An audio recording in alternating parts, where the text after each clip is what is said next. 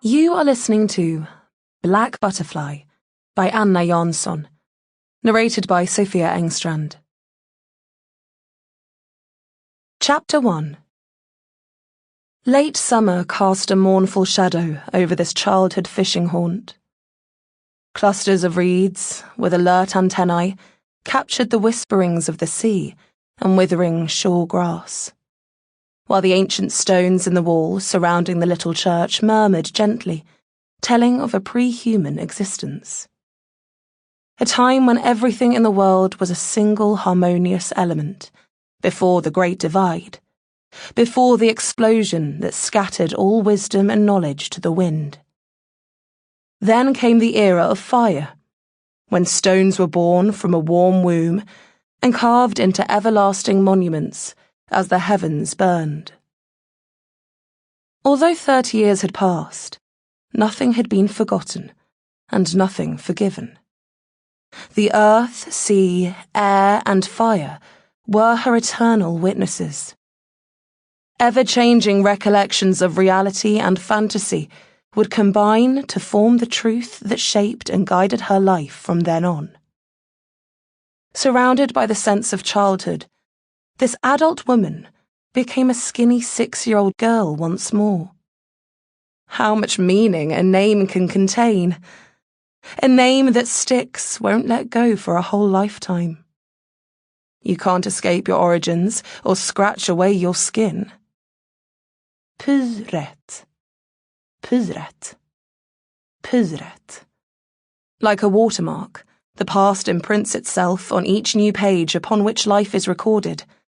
The stamp appears in an instant, as visible and inescapable as the mark of Cain.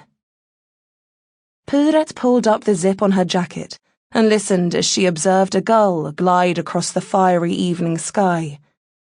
It moved straight towards the embers of the sun without burning its wings. It should have ignited and burst into a ball of flames before tumbling in a mass of charred ruins into the depths of the sea. But it didn't. Perhaps it was impregnated with the same flame-retardant chemical as those stinking train carriages in town.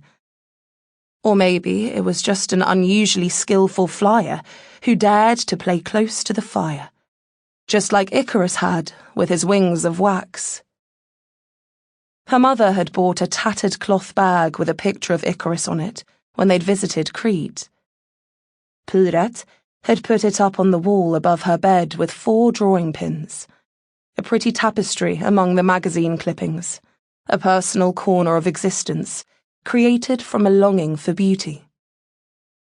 The lukewarm sandpit shielded her from the cold sea wind like a cupped hand.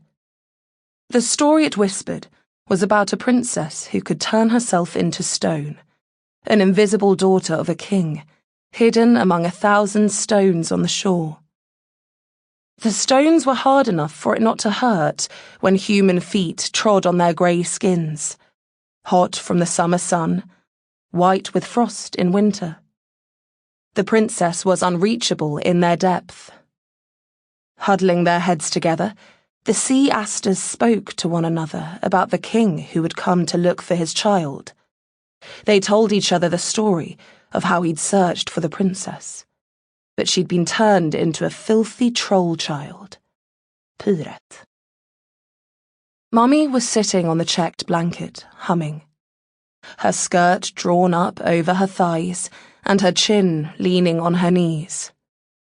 She released the yellow tongue of flames from the cigarette lighter as she played with a hair on her big toe. The black hair recoiled in the heat, twisting and shrinking as if in pain, before collapsing and being taken away by the wind.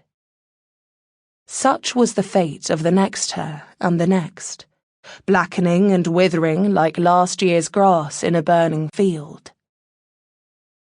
Pyret's little brother was sleeping, wrapped up in a blanket on his back, his hands stretched out.